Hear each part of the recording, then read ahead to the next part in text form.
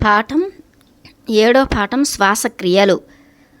ఒకరోజు సాయంకాలం క్లారా నేను గుహ నుంచి ఓ సుదీర్ఘమైన సుందరమైన మార్గంలో ఇంటికి వస్తుండగా ఆవిడ ఆ చెట్ల నీడలో కాసేపు విశ్రమిద్దామని సూచించారు. నేల మీద పడుతున్న చెట్ల నీడలను హఠాత్తుగా గాలి వీచినప్పుడు కదిలే ఆకులను చూస్తూ కూర్చున్నాము. కదిలే ఆకులపై సూర్యకాంతి పడి ఒక్కోసారి వెలుగు రేఖలు, మరోసారి నీలి నీడలు కలిసి నేలపై ఇంద్రజాలం చేస్తున్నాయి. గాలి వీచడం ఆగిపోయినప్పుడు ఆకులు మళ్ళీ స్తబ్దుగా అయిపోవడంతో నీడలు అలుముకుంటున్నాయి. మనస్సు ఈ నీడల వంటిది, క్లారా మృదువుగా అన్నారు. మనస్సు ఈ నీడల వంటిది, క్లారా మృదువుగా అన్నారు. ఎప్పుడైతే మన శ్వాస సమంగా ఉంటుందో అప్పుడు మనస్సు ప్రశాంతమవుతుంది. ఒకవేళ మన శ్వాస క్రమబద్ధం కాకపోతే మనస్సు కూడా ఈ ఆకుల్లాగా గలగల కదులుతూనే ఉంటుంది. నేను నా శ్వాస సమంగా ఉందా లేదా గందరగోళంగా ఉందా అని గమనించడానికి నిజాయితీగా ప్రయత్నించాను. నేనేం మాట్లాడలేదు. ఒకవేళ నీ శ్వాస అసమానంగా ఉంటే నీ మనస్సు విరామం లేకుండా ఉంటుంది. మనస్సును ప్రశాంతంగా చేయటానికి శ్వాసను ప్రశాంతపరచటం ఉత్తమం. ఆవిడ నా వెన్నును నిటారుగా ఉంచి నా శ్వాస సున్నితంగా లయబద్ధంగా ఓ శిశువు శ్వాసలా మారేంత వరకు ఏకాగ్ర చిత్తంతో గమనించమని కోరారు. ఓ వ్యక్తి శారీరకంగా చురుకుగా ఇప్పుడు మనం కొండలు ఎక్కుతున్నట్లుగా ఉన్నప్పుడు ఆ వ్యక్తి యొక్క శ్వాస మృదువుగా లయబద్ధంగా ఓ శిశువు శ్వాసలా ఉంది అని అంటే అది నిస్సందేహంగా అబద్ధమే అవుతుంది. అంతేకాకుండా నాకు శిశువులు ఎలా శ్వాసిస్తారో తెలియదు. నేను ఎప్పుడు శిశువుల మధ్య లేను. ఒకవేళ ఉన్నప్పుడు కూడా వారి శ్వాసను నేను గమనించలేదు అని వితండవాదం చేశాను. క్లారా నా సమీపంగా జరిగి ఒక చేతిని నా వెన్ను మీద, మరో చేతిని నా ఛాతి మీద పెట్టి నేను బెదిరిపోయేలాగా నన్ను గట్టిగా నొక్కిపట్టారు. నాకు ఊపిరాడకుండా అయిపోయేంతలా అదిమి పెట్టారు. నేను దూరంగా వెళ్ళిపోవాలని ప్రయత్నించినా ఆమె ఉక్కు పిడికిలిలో బందీనయ్యాను. దాన్ని భర్తీ చేయడానికి నా శరీరంలోకి గాలి ప్రవేశించగానే నా ఉదరం లోనికి బయటికి లయబద్ధంగా కదలసాగింది. ఇదిగో ఇలాగే శిశువు శ్వాసించేది ఆమె చెప్పారు. నీ ఉదరం నుంచి వచ్చే చిరు శబ్దాన్ని నువ్వు అనుభూతి చెందినట్లయితే నువ్వు నడుస్తున్నా, వ్యాయామం చేస్తున్నా, పడుకున్నా, ఏ పని చేస్తున్నా చేయకపోయినా దేనితోనూ సంబంధం లేకుండా దాన్ని గుర్తించగలవు. సాధారణంగా నువ్వు దీన్ని నమ్మవు, కానీ మనం చాలా నాగరికులమే. అయినా మనం శ్వాసను ఎలా పీల్చుకోవాలో సరిగ్గా నేర్చుకోవాలి. ఆమె తన చేతులను నా వెన్ను మరి ఛాతిపై నుంచి తీసివేశారు. ఇప్పుడు నీ హృదయ కుహరం నిండేంత వరకు శ్వాసను పైకి రానివ్వు, కానీ అది నీ శిరస్సును ముంచెత్తడానికి వీల్లేదు ఆమె ఆదేశించారు. నా తలలోకి రావడానికి ఇక్కడ గాలికి దారి లేదు. నేను నవ్వాను. నేను అంటున్నది అక్షరాలా అని కాదు. ఆమె కోప్పడ్డారు. నేను గాలి అని చెప్పినప్పుడు శ్వాస ద్వారా ఉద్భవించిన శక్తి అని అర్థం. ఇది పొత్తి కడుపు, ఛాతీ, ఆ తర్వాత తలలోకి వెళ్తుంది. నాకు నవ్వాలనిపించింది ఆమె తీవ్రతకు. నాకు మరో చైనీస్ ఉపమానం గుర్తొచ్చింది. ఆమె చిరునవ్వుతో కన్నుగీటి. నా కోప తీవ్రత నా పరిమాణంలో ఉంది అని ముసిముసి నవ్వులు నవ్వుతూ మనం పెద్దవాళ్ళం ఎప్పుడూ పిల్లల కంటే గంభీరంగా ఉంటాం కదా టైషా అడిగారు. పెద్దవాళ్లతో ఆవిడ నన్ను ఎందుకు కలుపుకున్నారో నాకు అర్థం కాలేదు. కనీసం ఆవిడ కన్నా నేను 2 అంగుళాలు చిన్నగా ఉన్నాను. మరి ఓ 30 పౌండ్లు తేలిగ్గా కూడా ఉండి ఉంటాను. పెద్ద అని పిలిపించుకోవడాన్ని నేను పూర్తిగా అసహ్యించుకున్నాను. అదీ కాక ఆవిడ మరీను మితిమీరి నేను గాంభీర్యంగా ఉన్నానని అంటున్నారు. నేను కిక్కురుమనకుండా ఉండిపోయాను. లేకపోతే ఆవిడ దీన్ని ఓ సమస్యగా తయారు చేస్తారని నాకు తెలుసు. ఇంకా నా సైజు అనే అంశంపై లోతైన పునశ్చరణ చేయమంటారు. ఆమె ప్రకటనకు నా ప్రతిస్పందనను అంచనా వేయడానికి క్లారా నన్ను నిశితంగా పరికించారు. ఆమె నన్ను ఏమాత్రం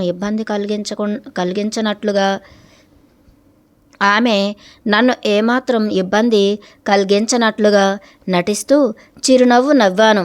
నా అశ్రద్ధను చూసి ఆమె మళ్ళీ గంభీరంగా మారిపోయి తన వివరణ కొనసాగించారు. మన భావోద్వేగ స్వస్థత మన లయబద్ధమైన శ్వాస ప్రవాహంతో ముడిపడి ఉంది. కలత చెంది ఉన్న వ్యక్తి యొక్క శ్వాస వేగంగా మరి చిన్నగా ఉండి ఛాతీ లేదా తల వరకే పరిమితం అవుతుంది. ప్రశాంతంగా ఉన్న వ్యక్తి యొక్క శ్వాస పొత్తి కడుపు వరకు పోతుంది.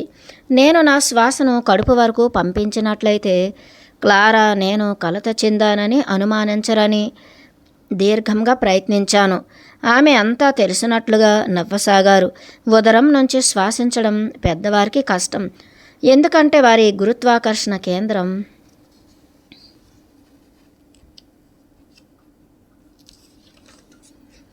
కాస్త ఎక్కువ. అందుకనే మనం ప్రశాంతంగా కలవరం చెందకుండా ఉండటం మరింత ముఖ్యం. ఆమె మరింత వివరణగా శరీరం 3 ప్రధాన భాగాలుగా విభజించబడింది: ఉదరం, ఛాతీ మరి తల. ఆమె నా పొత్తి కడుపు, ఛాతీ మరి నుదుటి మధ్యలో స్పర్శించారు. ఈ 3 స్థానాలు 3 భాగాల యొక్క కీలక కేంద్రాలు. శరీరం, మనస్సు ఎంతో విశ్రాంతిగా ఉన్నప్పుడు ఓ వ్యక్తి మరింత ఊపిరి పీల్చుకుని శరీరంలోని ప్రతి భాగానికి పంపిస్తాడు. శిశువులు వారి పరిమాణానికి మించి అపారమైన గాలిని పీల్చుకుంటారు. అయితే మనం ఎదిగే కొద్దీ, ముఖ్యంగా మన ఊపిరితిత్తుల చుట్టూ కుంచుకుపోతాం. కాబట్టి మనం తక్కువ ఊపిరి పీల్చుకుంటాం. క్లారా కొనసాగించే ముందు ఓ దీర్ఘ శ్వాస తీసుకున్నారు. భావోద్వేగాలు నేరుగా శ్వాసతో ముడిపడి ఉంటాయి. కాబట్టి మనల్ని ప్రశాంతపరచడానికి ఓ మంచి మార్గం మన శ్వాసను నియంత్రించడం. ఉదాహరణకు, మనం ఉద్దేశపూర్వకంగా ప్రతి శ్వాసను వీలైనంత పొడిగించడం ద్వారా ఎక్కువ శక్తిని గ్రహించేలా మనకు మనమే శిక్షణ ఇచ్చుకోవాలి. ఆమె లేచి నిలబడి తన నీడను జాగ్రత్తగా గమనించమని నన్ను ఆదేశించారు. అది పరిపూర్ణంగా నిశ్చలంగా ఉండటం నేను గమనించాను. అప్పుడు ఆమె నన్ను లేచి నిలబడి నా నీడను నన్నే గమనించుకోమని చెప్పారు. నేను నా నీడ పిల్లగాలికి ఆకులు కదిలినప్పుడు చెట్లు ఊగినట్లు సన్నగా ప్రకంపించటం గమనించాను. నా నీడ ఎందుకు కదులుతోంది అడిగాను. నేనైతే నిశ్చలంగా నిలబడ్డానని అనుకుంటున్నాను. నీ నీడ అల్లల్లాడడానికి కారణం భావోద్వేగ పవనాలు నీ ద్వారా వీస్తుండటం, క్లారా జవాబు ఇచ్చారు.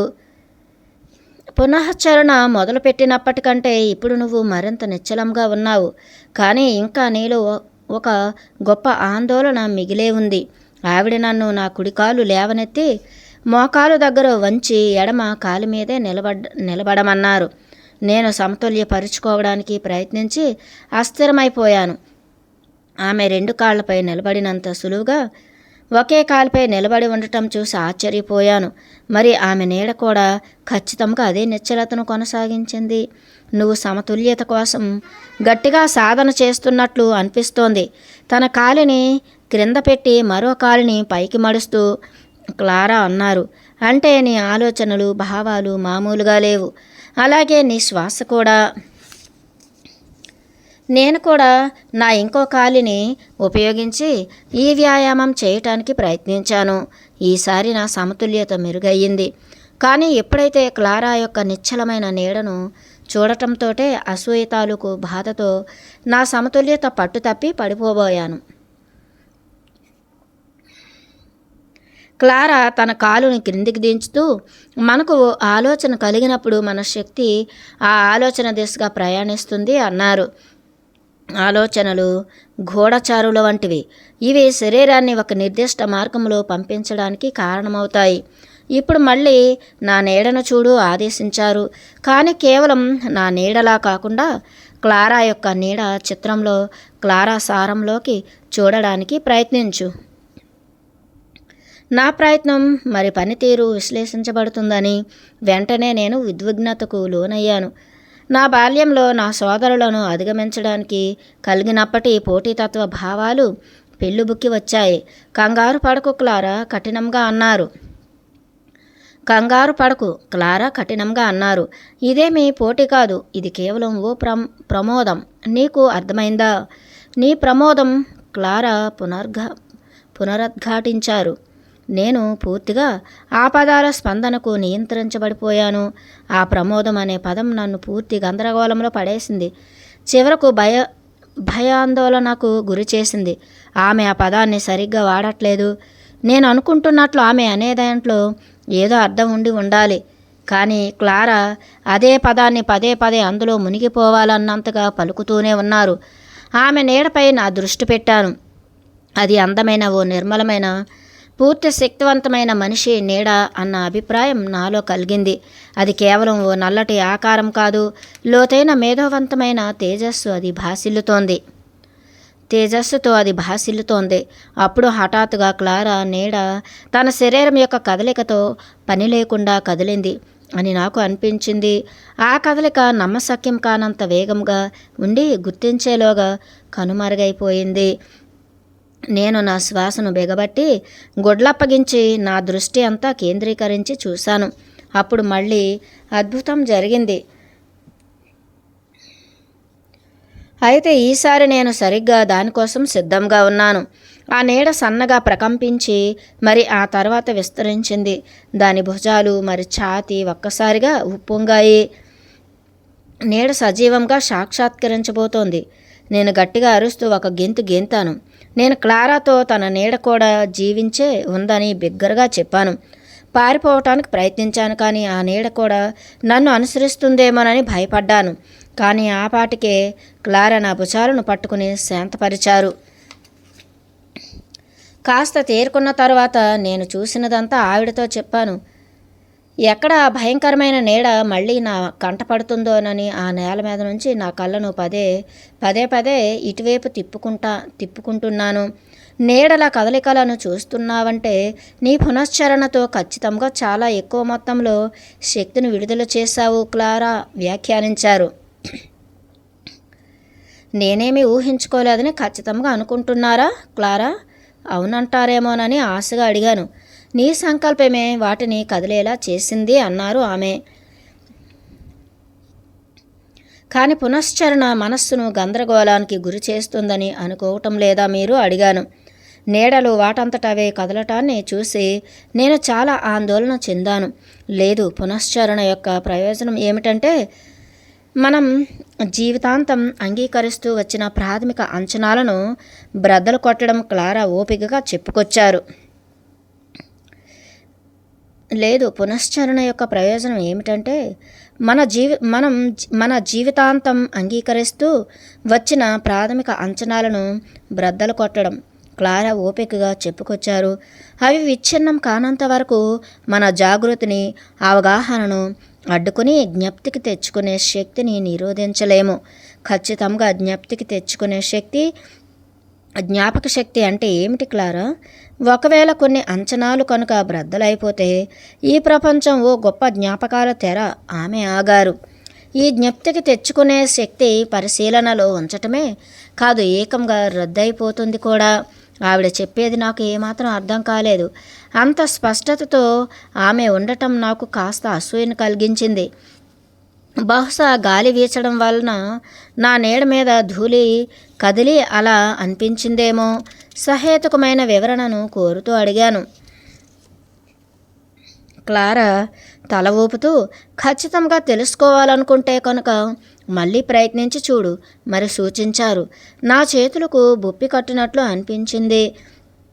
నేను మళ్ళీ ఆ నీడను తదేకంగా చూడాలని అస్సలు అనుకోవట్లేదు.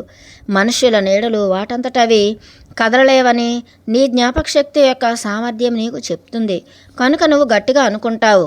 నీకు ఎప్పుడైనా నీడలు కదిలిన జ్ఞాపకం ఉందా?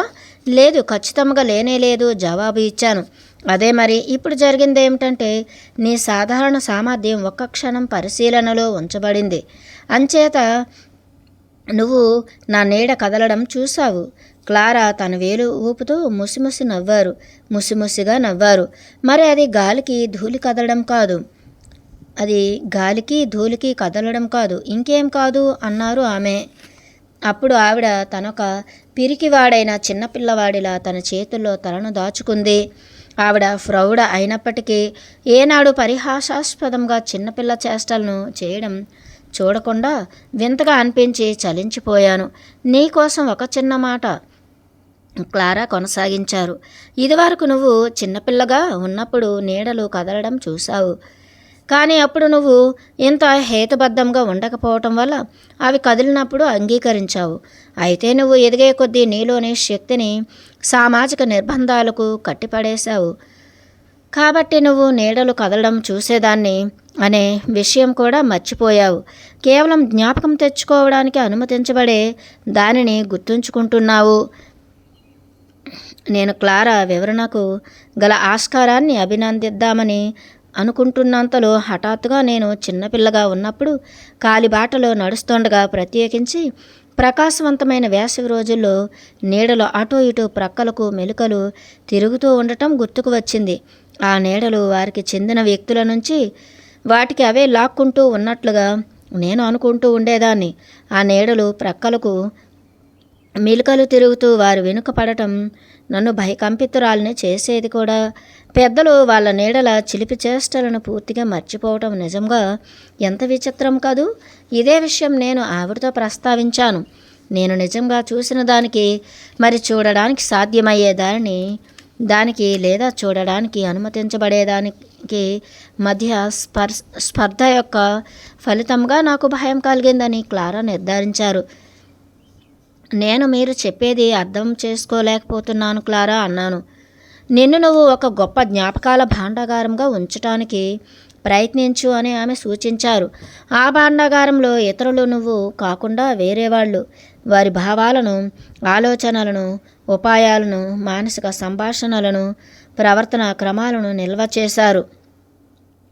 ఆ భాండాగారంలో ఇతరులు నువ్వు కాకుండా వేరేవాళ్ళు వారి భావాలను, ఆలోచనలను, ఉపాయాలను, మానసిక సంభాషణలను, ప్రవర్తన క్రమాలను నిల్వ చేశారు. అది నీ భాండాగారం కనుక నువ్వు అక్కడికి వెళ్ళి నీకు కావలసింది ఏదైనా ఏ సమయంలోనైనా ఏది దొరుకుతుందో దానికి వెలికి తీసి ఉపయోగించవచ్చు. సమస్య ఏమిటంటే నిజానికి ఈ భాండాగారం నీ స్వాధీనంలోకి రావడానికి ముందే జాబితా అంతా అప్పటికే తయారైపోయి ఉంది. అందువల్ల నువ్వు నీ అంశాల ఎంపికలలో చాలా పరిమితురాలవైపోయావు. ఆమె మన జీవితాలు నిరంతరాయ కాల పరిమితిలో ఉన్నట్లు చెప్పారు. మన జీవితాలు నిరంతరాయ కాల పరిమితిలో ఉన్నట్లు చెప్పారు. ఎందుకంటే మన భాండాగార జాబితా ఏనాటికి మారదు కనుక. ఎప్పటికైనా ఈ భాండాగారం పూర్తిగా ఖాళీ చేయటం తప్ప మన నిజతత్వాన్ని తెలుసుకోవటానికి మరో గత్యంతరం లేదు ఆమె నొక్కి చెప్పారు. ఓ పెద్ద రాయిపై కూర్చుని క్లారా వివరిస్తున్నది వింటూ నా జ్ఞాపకాలలో మునిగిపోయాను. కొనగంటితో నా నీడను చూసుకుని భయోందోళనతో ఉలిక్కిపడి నన్ను నేను ప్రశ్నించుకున్నాను. నేను కూర్చున్నట్లుగా నిశ్చలంగా నా నీడ ఎందుకు కూర్చోలేకపోతోంది? ఒక్క ఉదుటున లేచి నా వల్ల కాదు క్లారా, ఇంటికి వెళ్ళిపోదాం పదండి అన్నాను. క్లారా నన్ను ఎక్కడికి వెళ్ళవద్దని ఆదేశించారు. మనస్సును ప్రశాంతపరచు నన్ను తీక్షణంగా చూస్తూ అన్నారు. మరి శరీరం కూడా శాంతిస్తుంది, లేకపోతే నువ్వు బ్రద్దలైపోతావు. క్లారా ఎడమ ముంచేతిని తన శరీరం ముందు భాగంలో నాభికి కాస్త పైన పెట్టి అరచేయి ప్రక్కకు కనిపించేలా వ్రేళ్లను కలిపి నొక్కి నేలను చూసేలా ఉంచారు. ఆమె నన్ను కూడా ఈ ముద్ర అవలంబించమని మరి నా మధ్య వ్రేలి కొనను తదేకంగా గమనించమని చెప్పారు. నా నాసిక మీదుగా కళ్ళని కొద్దిగా వంచి బలవంతంగా క్రిందికి చూడాల్సి వచ్చింది. అలా తదేకంగా చూడడం వలన మన ఎరుక బాహ్యం నుంచి నేలపైకి మరలి అంతర్గత ఆందోళనను తగ్గిస్తుందని వివరించారు. అప్పుడు ఆమె నన్ను నేలను చూస్తూ గాఢమైన శ్వాసలు తీసుకోమన్నారు. ఉద్దేశ్యపూర్వకంగా అలా చేస్తుండగా ఓ మెరుపు లాంటి శక్తి నా మధ్యవేలు నుంచి చుక్కలుగా చుక్కలుగా ప్రసరించడం గుర్తించాను. ఆ తర్వాత నా చేతిని మణికట్టు దగ్గర తిప్పి బొటన వ్రేలి మొదలు నా ఛాతి ఎముకను తాకేలా చేయమన్నారు. నా మధ్యవేలి కొనను తదేకంగా చూస్తూ 7 వరకు అంకెలు లెక్కించేసరికి నా ఎరుక ఒక్కసారిగా నా నుదుటున 2 కళ్ళ మధ్య నాసికాగ్రంలో స్థితమైంది. ఈ మార్పుతో పాటు మెరిసే కాంతి శక్తిని మధ్యవేలు నుంచి నాసికాగ్రానికి ఉద్దేశపూర్వకంగా బదిలీ చేయాలి. ఈ బదిలీ సరిగ్గా చేసినట్లయితే మూసి ఉన్న కనురెప్పల మాటున నల్లని తెరపై ఓ వెలుగు కనిపిస్తుంది. ఇంకా ఆమె ఈ మెరిసే చుక్కలాంటి శక్తిని మన శరీర భాగానికైనా నొప్పి, వ్యాధి, దిగులు లేదా భయం పోగొట్టుకోవడానికి పంపించవచ్చు అన్నారు. ఆమె అప్పుడు తన చేతిని కదిలించి నా మణిపూరకాన్ని మృదువుగా నొక్కారు. నీకు ఎప్పుడైనా శీఘ్ర శక్తి ప్రవాహం అవసరమైతే ఇలా చేసి నేను చూపించబోయే శక్తివంతమైన శ్వాసక్రియను చేశావంటే వెంటనే తిరిగి శక్తిని పొందినట్లు భావిస్తావు. నేను హామీ ఇస్తున్నాను అన్నారు. క్లారా ముక్కుతో చిన్న చిన్న ఉచ్ఛ్వాస నిశ్వాసాలతో అతివేగంగా తన ఉదర భాగం కంపించేలా చేయడం చూసి నేను కూడా తనను అనుకరించడం మొదలుపెట్టి దాదాపు 20 శ్వాసలతో నా డయాఫ్రమ్ను సంకోచ వ్యాకోచింపచేశాక నా శరీర మధ్య భాగం వెచ్చగా మారడం అనుభూతి చెందాను. మనం ఇక్కడ కూర్చుని శక్తివంతమైన శ్వాస వ్యాయామం చేస్తూ కళ్ళ వెనుక కాంతిని నువ్వు భయపడనంత వరకు గమనిద్దాం అన్నారు ఆమె. నిజానికి నాకేమీ భయం లేదు, అబద్ధమాడాను. నిన్ను నువ్వు చూడలేదు, క్లారా జవాబు ఇచ్చారు. నేను కూర్చున్న చోటు నుంచే ఒకరు భయంతో స్పృహ కోల్పోవటం చూశాను. ఆవిడ చెప్పేది ఖచ్చితంగా నిజం. క్లారా నీడ దానంతటది బయటకు సాగినప్పుడు చూసి పొందినంత భయం నేను మరెప్పుడూ పొందలేదు. మర్చిపోయిన జ్ఞాపకాలు తిరిగి లోతుల నుంచి బయటకు వచ్చి 1-2 సెకండ్ల పాటు నేను నిజంగా చిన్నపిల్లను అన్నట్లుగా భావించాను. నేను నా అరచేతిని ప్రక్కలకు ఉంచి వేలి కొనను క్లారా చెప్పినట్లు తదేకంగా చూస్తున్నాను. నా కళ్ళు స్థిరంగా ఉంచాను. తర్వాత నా ఏకాగ్రతను భ్రూమధ్యంలోకి మరల్చాను. నేను ఏ వెలుగును చూడలేకపోయాను, కానీ నిదానంగా నేను స్థిమితపడ్డాను. సంధ్య చీకట్లో అలుముకుంటున్నాయి. నీడలాగా నా ప్రక్కన క్లారాను చూడగలుగుతున్నాను. క్లారా గొంతు మార్దవంగా ఉంది. మనం మరికొద్దిసేపు ఇక్కడే కూర్చుని ఆ మెరిసే కాంతి శక్తిని నీలోకి అనుమతించి నీ శరీరంలో స్థిరపడేలా చేద్దాం. మీరు ఈ పద్ధతిని చైనాలో నేర్చుకున్నారా క్లారా అడిగాను. ఆమె అడ్డంగా తల ఊపి నేను నీకు చెప్పానుగా, ఇక్కడ మెక్సికోలో నాకో గురువు ఉన్నారని అన్నారు. నా గురువు తన జీవితాన్ని స్వేచ్ఛ కళ అభ్యసించడానికి మరి బోధించడానికి అంకితం చేసిన అద్భుతమైన వ్యక్తి. గౌరవ భావంతో చేతులు జోడించారు. కానీ ఈ శ్వాస వ్యాయామాలకు మూలం ప్రాచ్య దేశాలు కాదా? ఆమె సాలోచనగా నన్ను చూశారు. ఆమె దాన్ని రహస్యంగా ఉంచాలని కోరుకుంటున్నదని భావించి గుచ్చి అడిగాను. మీ గురువుగారు దీన్ని ఎక్కడ అభ్యసించారు? చైనాలోనా అడిగాను. క్లారా మర్మంగా అడిగాను. ఆయన తనకు తెలిసిన జ్ఞానమంతా తన గురువు దగ్గర నేర్చుకున్నారు, క్లారా మర్మంగా అన్నారు. నేను ఎప్పుడైనా ఆమెను తన గురువుగారి గురించి ఆయన తనకేమి బోధించారో నాకు మరింత వివరంగా చెప్పమన్నప్పుడు క్లారా క్షమాపణతో ఈ సమయంలో ఆ విషయాలు చర్చించడానికి తనకు స్వతంత్రం లేదనేవారు. అది అర్థం చేసుకోవాలంతే. నువ్వు ఒక ప్రత్యేకమైన శక్తి పొంది ఉండాలి. ఈ క్షణం అది నీ దగ్గర లేదు. ఆమె నా భుజాన్ని తట్టి విషయాలకు తొందరపడకు అని సానుభూతిగా అన్నారు. మాకు తెలిసిందల్లా నీకు బోధిస్తాము, కాబట్టి కంగారు ఎందుకు? మీరు మాట్లాడేటప్పుడు అలా మేము అని చెప్తుంటే నాకు ఎప్పుడూ ఆసక్తిగా అనిపిస్తుంది. క్లారా కాకుండా ఇతరులు కూడా ఇంట్లో ఉన్నట్లు నేను చూడటం వినడం చేస్తాను. బహుశా నిజం కాదేమో అనుకుంటాను. క్లారా తాను కూర్చున్న రాయిపై నుంచి క్రిందికి పడిపోతుందేమో అన్నంతగా నవ్వారు. ఆమె అంత పగలబడి నవ్వటం తన గురువును గురించి వెల్లడించడానికి నిరాకరించిన దానికన్నా ఎక్కువ కోపం తెప్పించింది నాకు. నీ అయోమయం నాకు ఎంత నవ్వు తెప్పిస్తోందో నీకు తెలీదు ఆమె వివరణగా అన్నారు. కదిలే నీడలు చూసినప్పుడు నువ్వు నీ శక్తిని విడుదల చేస్తున్నావని నిరూపణ అయ్యింది నాకు. నువ్వు నువ్వు నీ భాండాగారాన్ని ఖాళీ చేయడం నెమ్మదిగా ప్రారంభించావు. నీ జాబితాలో ఎన్ని ఎక్కువగా తొలగిస్తే మరిన్ని అంశాలు భర్తీ చేస్తాయి. అంటే ఎటువంటివి? కదిలే నీడలు చూడటం, మరి మాటలు వినడం వంటివా? బహుశా నువ్వు ఆ నీడ తాలూకు మనుషుల్ని, మాట్లాడే వ్యక్తులను కూడా చూడవచ్చు. ఆమె చూచాయిగా చెప్పారు. ఆవిడ సూచించే వ్యక్తులు ఎవరో తెలుసుకోవాలనుకున్నా ఆమె వెల్లడించడానికి నిరాకరించారు. హఠాత్తుగా లేచి నిలబడి కారు చీకట్లు కమ్ముకునేలోగా ఇంటికి వెళ్ళి జనరేటర్ ఆన్ చేయాలి అన్నారు. 8వ పాఠం అకర్మ. నేను క్లారాను 3 రోజులుగా చూడలేదు. ఏదో రహస్య కార్యక్రమం వల్ల ఆమె దూరంగా ఉన్నారు. ఒక్క మాట కూడా చెప్పకుండా నన్ను కేవలం మాన్ఫ్రాయిడ్తో కలిసి ఆ ఇంట్లో ఒంటరిగా వదిలి రోజుల తరబడి తాను వెళ్ళిపోతుండటం ఆమెకు ఓ అలవాటుగా మారిపోయింది. మొత్తం ఇల్లంతటిలో నేను ఒక్కదాన్నే ఉన్నప్పటికీ నేను లివింగ్ రూమ్, నా బెడ్రూమ్, క్లారా జిమ్, వంటగది, మరి అవుట్ హౌస్ దాటి ఏనాడు మరో చోట పాదం మోపలేదు. క్లారా వాళ్ళ ఇల్లు మైదానాలలో ఏదో ఉంది. క్లారా వాళ్ళ ఇల్లు మైదానాలలో ఏదో ఉంది. ప్రత్యేకించి క్లారా దూరంగా ఉన్నప్పుడు అది నాకు భయంతో కలవరం పుట్టిస్తుంది. ఫలితంగా ఒంటరిగా ఉన్నప్పుడు నేను సౌకర్యవంతంగా భావించే నా కఠిన దినచర్యను పాటిస్తాను. దాదాపు 9 గంటలకల్లా లేచి కిచెన్లో వేడివేడిగా బ్రేక్ఫాస్ట్ చేసేస్తాను. నాకు ఇంతవరకు కట్టెల పొయ్యిని ఎలా వెలిగించాలో తెలియదు కనుక తేలికైన లంచ్ సర్దుకుని అప్పుడు గుహలోకి పునశ్చరణ కోసం బయలుదేరుతాను, లేదా మాన్ఫ్రైడ్తో వ్యాహ్యాలకి వెళ్తాను. సాయంకాలం తిరిగి వచ్చిన తర్వాత క్లారా వాళ్ళ మార్షల్ ఆర్ట్స్ జిమ్లో కాసేపు కుంగ్ఫు సాధన చేస్తాను.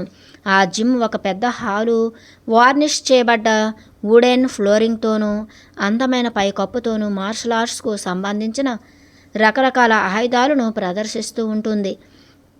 గోడ వెంట తలుపు సరసన ఎండుగడ్డి చాపలతో ఏర్పరిచిన ఒక ఎత్తైన వేదిక ఉంది. నేను ఒకసారి క్లారాను ఆ వేదిక దేనికోసమని అడిగాను. ఆమె తాను ధ్యానం చేసుకునే స్థలం అదే అని చెప్పారు. నేను ఎప్పుడూ క్లారా ధ్యానం చేస్తుండగా చూడలేదు. ఎందుకంటే ఆమె భవనంలోకి వెళ్ళగానే లోపలికి పోయి తలుపుకి తాళం వేసుకునేవారు. ఆమె ఆచరించేది ఏ రకమైన ధ్యానమని నేను అడిగిన ప్రతిసారి ఆమె వివరించడానికి తిరస్కరించేవారు. నేను కనిపెట్టిన ఒకే విషయం తాను దానిని డ్రీమింగ్, స్వప్నించటం అనేవారు. క్లారా ఎప్పుడైనా తాను వాడనప్పుడు నన్ను ఉచితంగా తన జిమ్లోకి అనుమతించేవారు. ఇంట్లో ఒంటరిగా ఉన్నప్పుడు నేను ఆ గది వైపు ఆకర్షింపబడేదాన్ని. అక్కడే భావోద్వేగ స్వాంతన లభించి అది క్లారా యొక్క ఉనికి మరి శక్తితో నిండి ఉన్నట్లుగా భావించేదాన్ని. ఇక్కడే ఆమె నాకు అత్యంత రహస్య శైలి కుంగ్ఫు నేర్పించారు. నా జపనీస్ కరాటే మాస్టర్స్, చైనీయుల మార్షల్ ఆర్ట్స్ వాటి కదలికలు చాలా పెద్దవిగాను ఆచరణాత్మకంగా ఏ విలువ లేకుండా గజిబిజిగా ఉంటాయని నొక్కి చెప్పటం వల్ల నేను ఏనాడు వాటిపై ఆసక్తి చూపించలేదు. క్రమబద్ధంగా వారు చైనీస్ శైలుల్ని అణగద్రొక్కేసి వారి సొంత శైలిని మెరుగుపరుచుకున్నారు. కరాటే మూలాలు చైనీస్ శైలిలో ఉన్నా కూడా జపాన్ మాత్రం వాటి రూపాలు, శైలులు మరి అనువర్తనాలు పూర్తిగా సంపూర్ణంగా మార్చివేసి ఉండేవి. మార్షల్ ఆర్ట్స్ను నిర్లక్ష్యం చేసి మా గురువులను నమ్ముకుని మరి పూర్తిగా ఇతర శైలులన్నింటినీ తగ్గించేశాను. ఫలితంగా నాకు క్లారా కుంగ్ఫు శైలి సాధన చేయటం ఎలాగో తెలియలేదు. నాకు ఏమాత్రం జ్ఞానం లేకపోయినప్పటికీ ఒక విషయం మాత్రం సుస్పష్టం. అందరూ నిర్వివాదంగా ఒప్పుకునే గొప్ప నిపుణురాలు క్లారా. క్లారా జిమ్లో ఓ గంటో మరి కాసేపో సాధన చేశాక నేను బట్టలు మార్చుకుని భోంచేయటానికి కిచెన్లోకి వెళ్తాను. ఏ మార్పు లేకుండా నా భోజనం టేబుల్ పైన సిద్ధంగా ఉంటుంది. కానీ వ్యాయామం తర్వాత నేను ఎప్పుడూ ఆకలితో అల్లాడుతూ ఉండటం వలన అక్కడ ఏమేమి ఎలా తయారు చేసి సిద్ధంగా ఉంచబడ్డాయో కనీసం చూడకుండానే మెక్కేస్తాను. దాని గురించి నేను ఓసారి క్లారాను అడిగినప్పుడు తాను వెళ్ళిపోయాక కేర్ టేకర్ వచ్చి భోజనం తయారు చేస్తారని చెప్పారు. అతనే లాండ్రీ కూడా చేస్తాడనుకుంటాను. నా దుస్తులు చక్కగా సర్ది నా బెడ్రూమ్ తలుపు దగ్గర ఉంటాయి. నేను కేవలం ఇస్త్రీ చేసుకుంటే సరిపోతుంది. ఓ రోజు సాయంకాలం మాన్ఫ్రైడ్ అదే పనిగా మురుగుతుంటే అధిక వ్యాయామం తర్వాత నేను మరింతగా పుంజుకున్న శక్తితో నా సాధారణ దినచర్యను భగ్నం చేస్తూ చీకటిలో పునశ్చరణ కొనసాగించడానికి గుహకు బయలుదేరాను. నేను అక్కడకు చేరుకోవాలనే ఆతృతలో ఫ్లాష్ లైట్ వెంట తీసుకురావటం మర్చిపోయాను. అది మేఘావృతమైన నిశిరాత్రి. పూర్తిగా చీకటిగా ఉన్నప్పటికీ నేను నా దారిలో ఏ పొరపాట్లు చేయలేదు. గుహకు చేరుకుని పునశ్చరణ చేశాను. నా కరాటే అధ్యాపకులను జ్ఞప్తికి తెచ్చుకొని ప్రతి ప్రదర్శన మరి పాల్గొన్న ప్రతి పోటీ దృశ్యీకరించి శ్వాసతో ప్రక్షాళన చేశాను. దీనికోసం నాకు చాలా సమయం పట్టింది. కానీ ఎప్పుడైతే నేను పూర్తి చేశానో ఇంతకాలం నా శిక్షణలో భాగంగా నా అధ్యాపకుల నుంచి నేను పొందిన పక్షపాతాలు దురభిప్రాయాలు ప్రక్షాళన అయి పూర్తిగా పరిశుద్ధురాలిని అయ్యానని భావించాను. ప్రక్షాళన మరుసటి రోజు కూడా క్లారా ఇంకా తిరిగి రాలేదు. కనుక ఆలస్యంగా గుహకు వెళ్ళాను. నేను పగటి వెలుగులో ఇంటికి నడిచి వస్తుండగా ఓ ఉద్దేశ్యపూర్వక వ్యాయామం చేయాలని ప్రయత్నించాను. ప్రతిరోజు నేను గుహకు వెళ్ళిన దారిలోనే ఇంటికి తిరిగి వస్తూ ఉంటాను. కానీ ఈసారి నేను చీకటిని తలుచుకుని కళ్ళు మూసుకొని ప్రయత్నించాను. ఎందుకంటే నాకు ఇప్పుడు అయితేనే గత రాత్రి ఇలాగా గుహ వరకు నడవటానికి ప్రయత్నించడం సులభం. ఎందుకంటే నాకు ఇప్పుడు అయితేనే గత రాత్రిలాగా గుహ వరకు నడవటానికి ప్రయత్నించడం సులభం. నేను ఏ పొరపాట్లు చేయకుండా నడవగలనో లేదో పరీక్షించదలిచాను. కానీ నా కళ్ళు మూసుకొని నడిచి అనేకసార్లు మోకాళ్ళ మీద పడ్డాను. మరి నా కాళ్ళ ముందరి భాగాల్లో ఘోరంగా గాయాలు అయ్యాయి. నేను లివింగ్ రూమ్లో ఫ్లోర్ మీద కూర్చొని నా గాయాలకు బ్యాండేజెస్ పెట్టుకుంటూ ఉన్నప్పుడు అనూహ్యంగా క్లారా తలుపు తీసుకుని లోపలికి ప్రవేశించి, "ఏం జరిగింది నీకు?" అని ఆశ్చర్యంగా చూస్తూ అడిగారు. నువ్వు శునకం పోట్లాడుకున్నారా అంది. మరుక్షణంలో మాన్ఫ్రైడ్ నిదానంగా నడుచుకుంటూ లోపలికి వచ్చాడు. వాడు బాగా బాధపడ్డట్లుగా మురిగాడు. క్లారా చెప్పింది వాడు అర్థం చేసుకున్నాడు అని నేను నిశ్చయించుకున్నాను. క్లారా వాడి ఎదురుగా నిలబడి ప్రాచ్య సాధకులు తన గురువు ఎదుట ప్రణమిల్లినట్లుగా నడుము నుంచి కొద్దిగా ముందుకు వంగి అత్యంత గజిబిజిగా ద్విభాష క్షమాపణ ఇలా చెప్పారు. "నన్ను క్షమించండి నా ప్రియమైన మహానుభావ. మీ గురించి తేలికగా మాట్లాడినందుకు క్షమించండి. మీ సున్నితమైన మర్యాద, నిందవేయరని ప్రవర్తన, అన్నింటినీ మించి మీ అత్యుత్తమ పరిరక్షణ మిమ్మల్ని రాజుల్లో రారాజును చేస్తుంది. వారందరిలో అత్యంత ప్రముఖుడిని చేస్తుంది. పెద్ద మనుషుల మధ్య గొప్ప పెద్ద మనిషిని చేస్తుంది. అత్యంత ప్రముఖుడిని చేస్తుంది." నేను పూర్తిగా అయోమయం చెందాను. క్లారా ఈ 3 రోజులు ఇక్కడ లేనప్పుడు మతిస్థిమితం కోల్పోయిందనుకున్నాను. నేను ఇదివరకు ఇక్కడ లేనప్పుడు ఆమె ఇలా మాట్లాడగా చూడలేదు.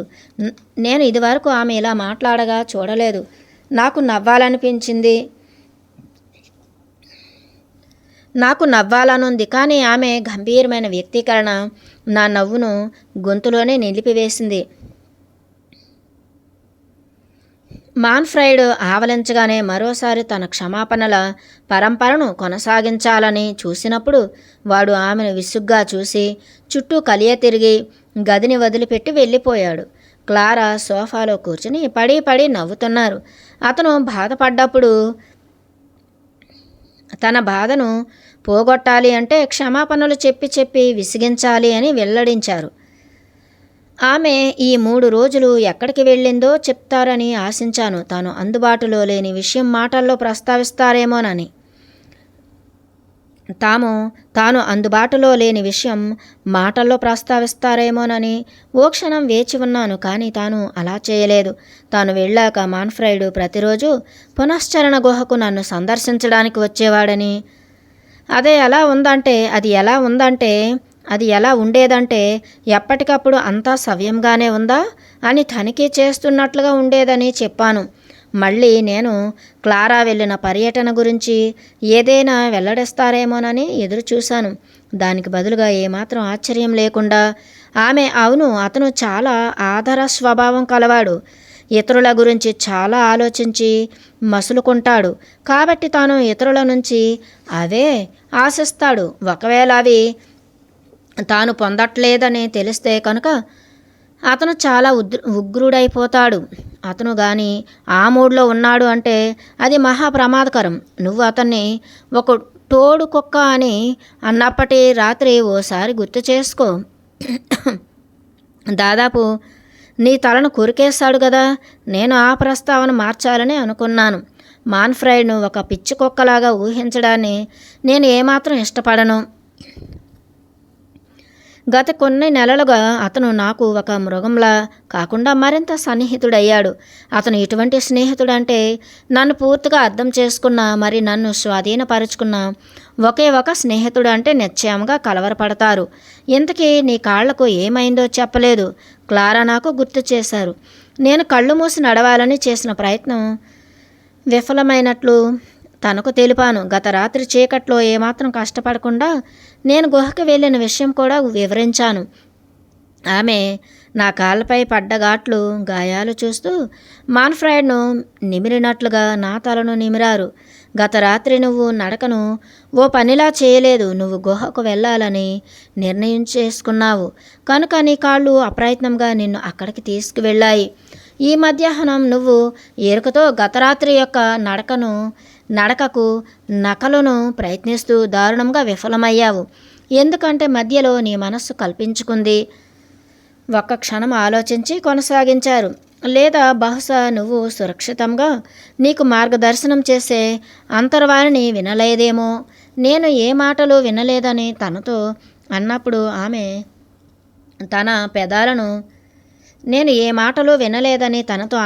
ఆమె తన పెదాలను చిన్నపిల్ల తరహాలో బొంగమూతిలా ముడిచారు.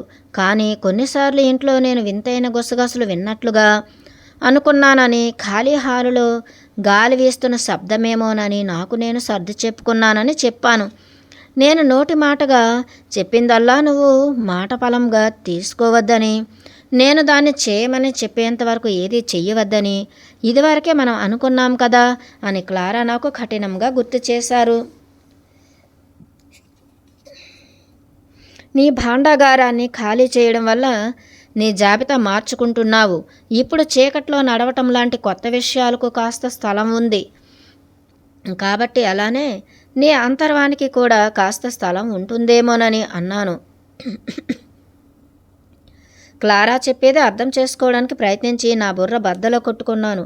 క్లారా తన ఫేవరెట్ చైర్లో కూర్చుని ఓపికగా తన మాటకు అర్థాన్ని వివరించారు. నువ్వు ఈ ఇంటికి వచ్చే ముందు నీ జాబితాలో కుక్కలకు మించి ఏమీ లేదు. కానీ ఆ తర్వాత మాన్ఫ్రెడ్ను కలిశాక అతని పరిచయం నీ జాబితాలో ఆ భాగాన్ని మార్చివేసుకోమని బలవంత పెట్టింది.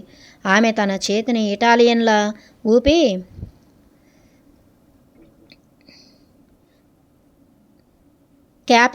క్యాప్సిస్ అన్నారు.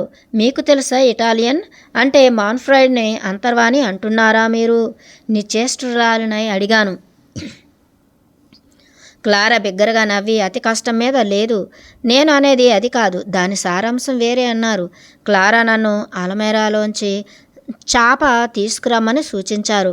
పద డాబా మీదకి వెళ్ళి సపోటా చెట్టు క్రింద కూర్చుందాం. ఆమె తన బీరువాలోంచి నా గాయాలకు మందు తీసుకువస్తానని చెప్పారు.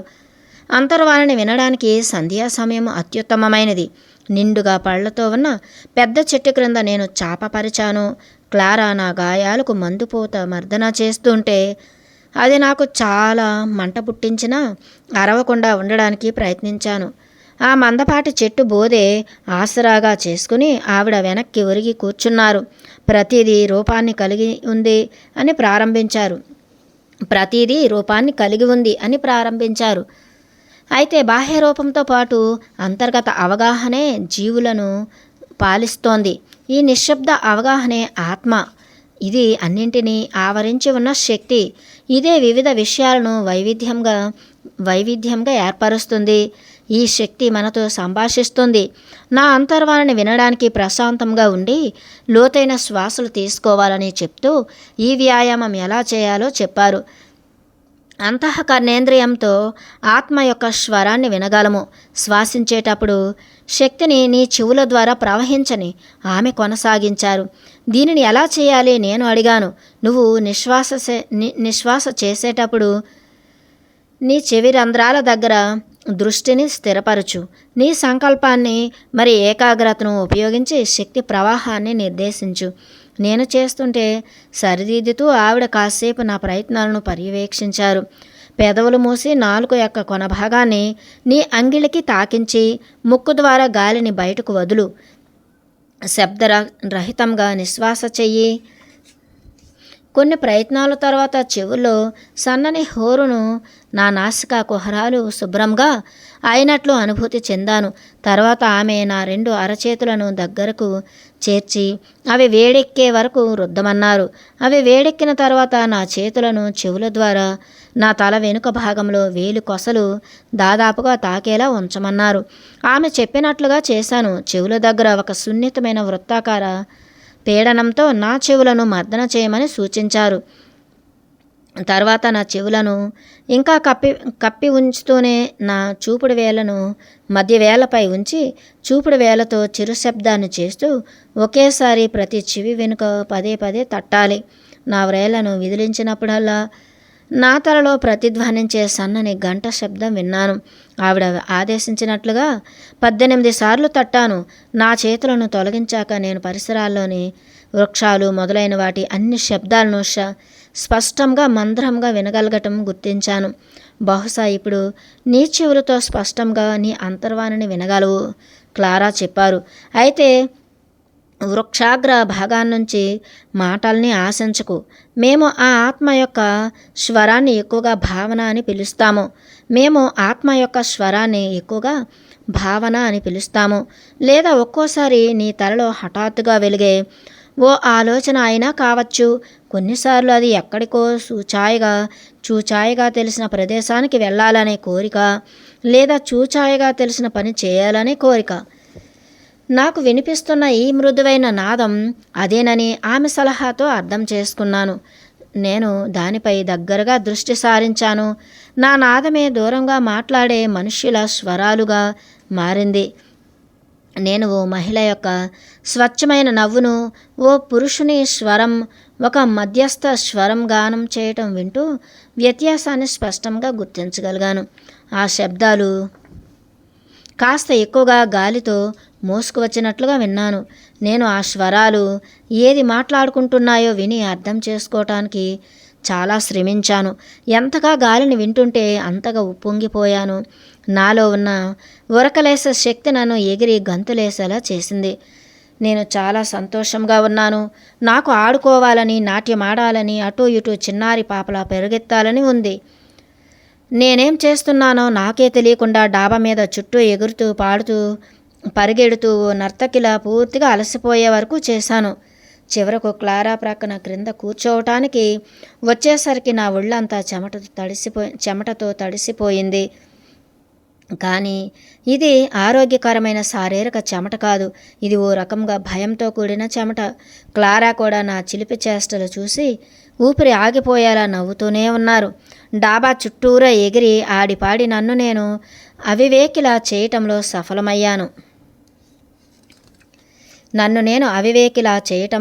సఫలమయ్యాను. నాకేం పట్టిందో తెలీదు.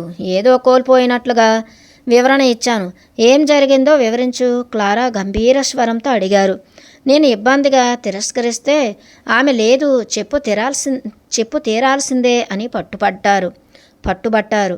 నిజానికి ఆ అద్భుతమైన నవ్వు, పాట నన్ను నాట్యం చేసేలా ప్రేరేపించాయని తెలిపి నాకు మతిపోయిందని అనుకుంటున్నారా మీరు? ఆందోళనగా అడిగాను. నేనే కనుక నువ్వై ఉంటే దీని గురించే మాత్రం ఆందోళన చెందను అన్నారు. దీని గురించే మాత్రం ఆందోళన చెందను అన్నారు. అంతర్వాణి స్వరం విన్న నీ సహజ ప్రతిస్పందనే ఈ ఆనందమైన నాట్య విన్యాసం. అది ఒక స్వరం కాదు, చాలా స్వరాలు ఉన్నాయి సర్ది చెప్పాను. అదిగో మళ్ళీ నా సాహిత్య శిరోమణి మిస్ పర్ఫెక్ట్ వెక్కిరించారు. భాష ప్రాముఖ్యంగా ఉండడం అనేది మన జాబితాలో ప్రధానమైన అంశం. కాబట్టి మనం ఎరుకతో దాన్ని అధిగమించాలని ఆమె సూచించారు. అంతర్వాణి అనేది ఒక సారాంశం. అంతర్వాణిని వినడానికి స్వరాలతో పనిలేదు. అయినా కొన్నిసార్లు మనం స్వరాలను వింటూ ఉంటాం. నా విషయంలో నేను క్యాథలిక్ సాంప్రదాయాలకు నిబద్ధురాలైన వ్యక్తిగా పెరిగినందున జాబితాలో స్పిరిట్ను గార్డియన్ ఏంజెల్ లేదా దేవదూతలాగా ఓ తరహా రక్షణ పురుషుడు నన్ను కాపాడుతుంటాడు అని భావిస్తాను. కానీ ఆత్మ ఎవ్వరికీ కూడా సంరక్షకుడు కాదు చెప్పసాగారు. సంరక్షకుడు కాదు చెప్పసాగారు. ఇది కేవలం సారాంశ శక్తి, మంచి చెడు కాదు. ఆ శక్తికి మనలో ఏది ఉన్నా ఏ ఆసక్తి ఉండదు. ఆ శక్తికి మనలో ఏది ఉన్నా ఏ ఆసక్తి ఉండదు. అయితే అది మన శక్తికి స్పందిస్తుంది, మన ప్రార్థనలకు కాదు. గుర్తుంచుకో, మన శక్తికి మాత్రమే ప్రతిస్పందిస్తుంది ఆత్మ. ఈసారి నువ్వు క్షమించమని ప్రార్థించేటప్పుడు గుర్తుకు తెచ్చుకో. అయితే ఆత్మ కరుణ కలది, క్షమించేది కాదా? నేను అప్రమత్తమై అడిగేశాను. త్వరలోనో లేదా ఆ తర్వాతనో నేను మంచి చెడు గురించిన అవగాహన రాహిత్య భావాలు తొలగించుకుంటానని చెప్పారు. ఇకపై దైవం మరి మతం పూర్తిగా క్రొత్త జాబితా పరంగా మాత్రమే భావిస్తావులే. అంటే మంచి చెడు ఏదీ ఉండదు అంటున్నారా మీరు? అప్పటికప్పుడు తార్కికంగా అడిగాను. సంవత్సరాల తరబడి నా క్యాథలిక్ స్కూల్లో నేర్చుకున్న స్వేచ్ఛ సంకల్ప సైతాను తరహా ఉనికిని గురించి తార్కికంగా వాదించడానికి సిద్ధంగా ఉన్నాను. నేను నా విషయం ప్రస్తావించడానికి ముందే క్లారా ఈ పాతుకుపోయిన అభిప్రాయాల దగ్గరే నాకు నా సహచరులకు భిన్నాభిప్రాయాలు వచ్చేవి. నేను నీకు ముందే చెప్పానుగా, మనకు స్వేచ్ఛ లేదా ముక్తి అంటే మానవ సహజ తత్వాలను అధిగమించి పొందేది మానవత్వం నుంచి విముక్తి. అందుకే దేవుడు మంచి చెడు, సెయింట్స్, వర్జిన్, పవిత్రాత్మ అన్నీ కలిసే ఉన్నాయి. మేము మానవత్వ రహిత జాబితా మాత్రమే మానవులకు ముక్తిని ప్రసాదిస్తుంది అని నమ్ముతాము. మన భాండాగారాలు నిండుగా ఇంకా కోరికలు, భావాలు, ఆలోచనలు మరి వస్తువుల జాబితాతో నిండిపోతే మరి మన స్వేచ్ఛకు ఆస్కారం ఏది? మన భాండాగారాలు నిండుగా ఇంకా కోరికలు, భావాలు, ఆలోచనలు మరి వస్తువులు జాబితాతో నిండిపోతే మరి మన స్వేచ్ఛకు ఆస్కారం ఏది? నీకు నేను చెప్పేది అర్థమవుతోందా? నేను ఆవిడను అర్థం చేసుకున్నాను. అయితే నేను ఎలా ఉండాలని అనుకుంటున్నానో అంత స్పష్టంగా మాత్రం కాదు. మానవత్వాన్ని అధిగమించాలనే ఆలోచన నన్ను ఇంకా నిరోధిస్తోంది. ఎందుకంటే క్యాథలిక్ పాఠశాల వ్యవస్థ నాకు అందజేసిన మతపరమైన ముద్రలను ఇంకా నేను పునశ్చరణ చేయలేదు. ప్రత్యక్షంగా నాకు సంబంధం లేని ఏ విషయానికి ఆలోచించకుండా ఉండే విధానానికి నేను అలవాటు పడిపోయాను. ఆమె చెప్పే దాంట్లో తార్కికమైన లోపాలు కనుక్కోవడానికి ప్రయత్నించానని ఊహాలోకంలో ఉన్న నా వెన్నుపై తట్టి కుదిపారు. ఆలోచనలు నిలిపివేయటానికి మరి ప్రాణశక్తి అనుభూతి చెందటానికి ఇప్పుడు ఆమె నాకు మరో వ్యాయామం చూపించబోతున్నానని, లేకపోతే నేను ఎప్పుడూ నా గురించి ఆలోచిస్తూనే ఉంటానని చెప్పారు. సుఖాసనంలో కూర్చుని ప్రక్కలకు వరగమని ఉచ్ఛ్వాస చేస్తూ మొదట కుడి ప్రక్కకు వాలమని, తర్వాత ఎడమవైపుకు, అలా నా చెవి రంధ్రం నుంచి విస్తరించిన ఒక సమాంతర రేఖ నన్ను ఎలా లాగబడుతున్నది అనుభూతి చెందమన్నారు. ఆశ్చర్యకరంగా ఆ రేఖ శరీరం యొక్క కదలికలతో పని లేకుండా పూర్తిగా సమాంతరంగా ఉంది. ఇది ఆమె తన సహచరులు కనిపెట్టిన రహస్యాలలో ఒకటని చెప్పారు.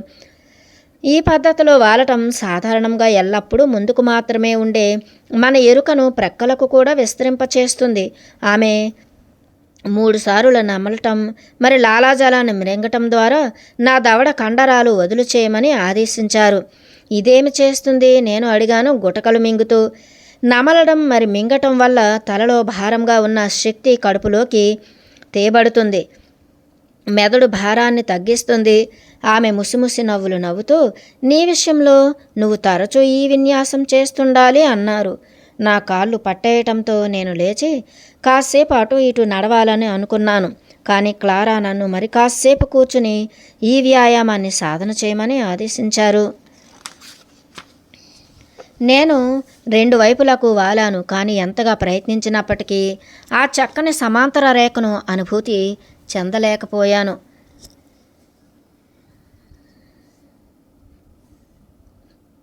ఏదేమైనా నా ఆలోచన ప్రవాహానికి అడ్డుకట్ట వేయగలిగాను.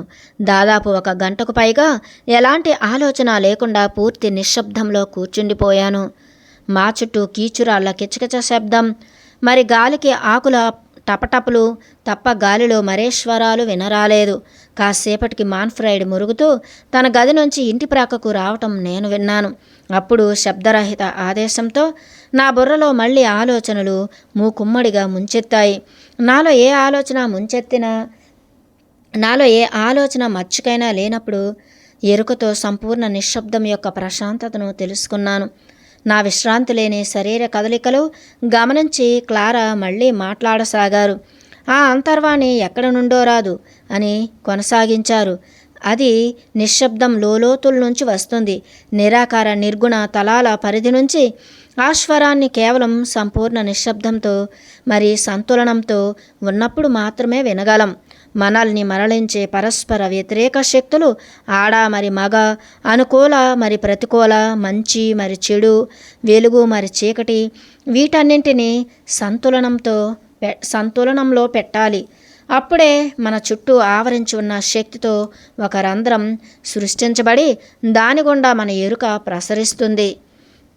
మన చుట్టూ ఆవరించి ఉన్న శక్తి యొక్క ఈ రంధ్రం ద్వారానే మన ఆత్మ తనను తాను వ్యక్తీకరించుకుంటుంది. ఆ తర్వాత మనం ఏమిటో అదే సంతులనం. కానీ సమతుల్యత అంటే ఆ రెండింటి సమాన భాగం మాత్రమే కాదు. అంటే ఇది సమాన భాగాలు చేయటం వలనే క్రొత్త సమతుల మిశ్రమం ఊపందుకుని దానంతట అదే కదలడానికి సిద్ధమవుతుంది అని అర్థం.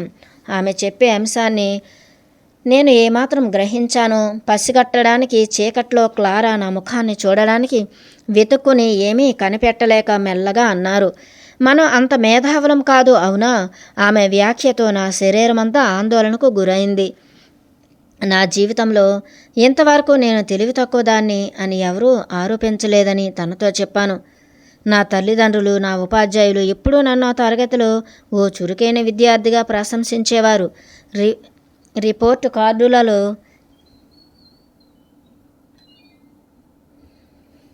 నా సోదరుల కన్నా మంచి గ్రేడ్ తెచ్చుకోవడానికి ఎంతగానో పరిశ్రమించేదాన్ని. నా మేధస్సు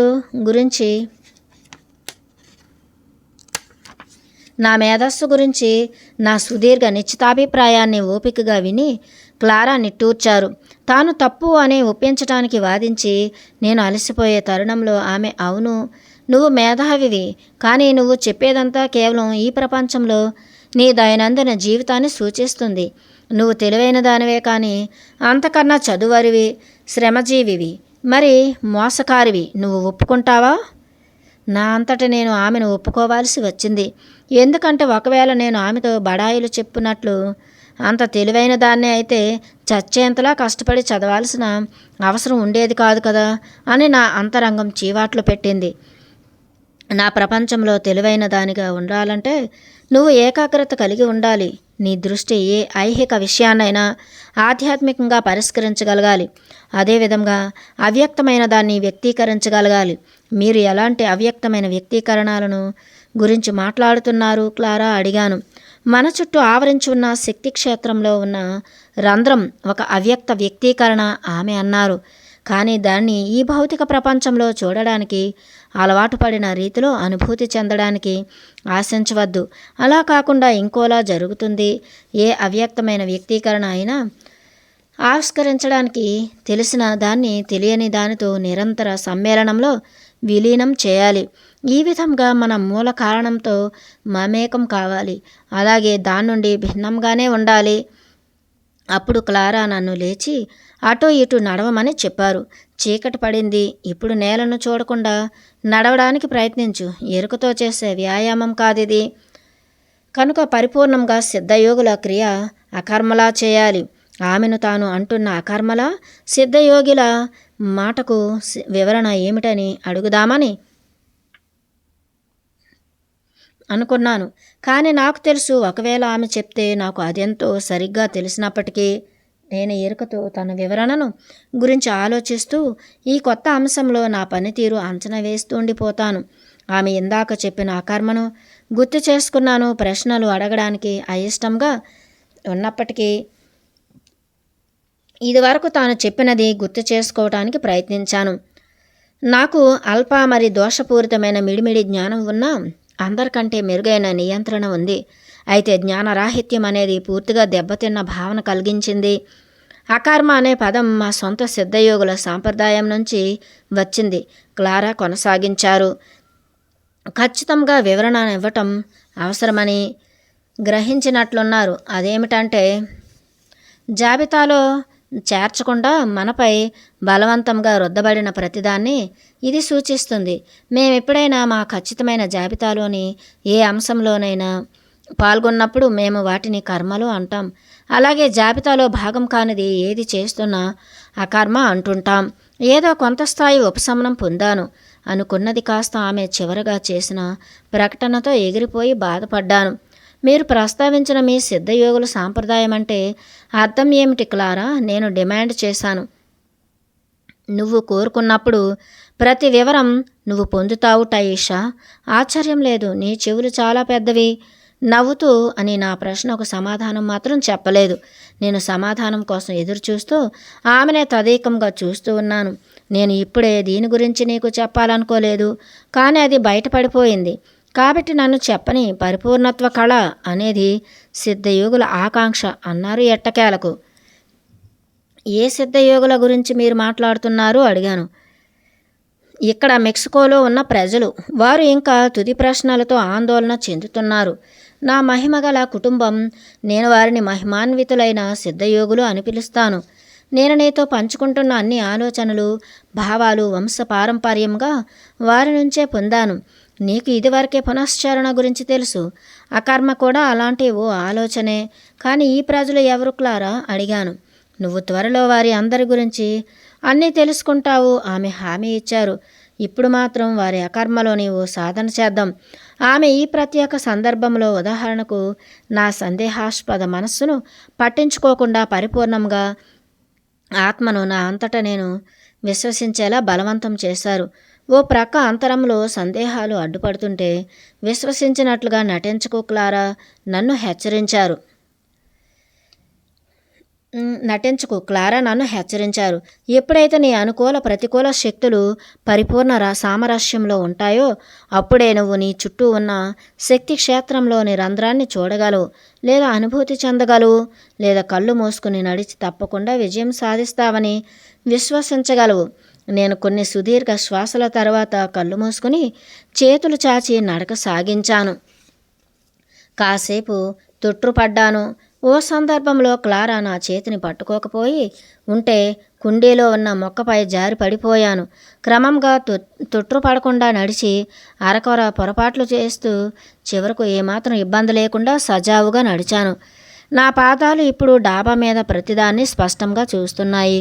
నాకు ఖచ్చితంగా ఎక్కడ అడుగు వేయాలో ఎక్కడ వేయకూడదో స్పష్టంగా తెలుసు.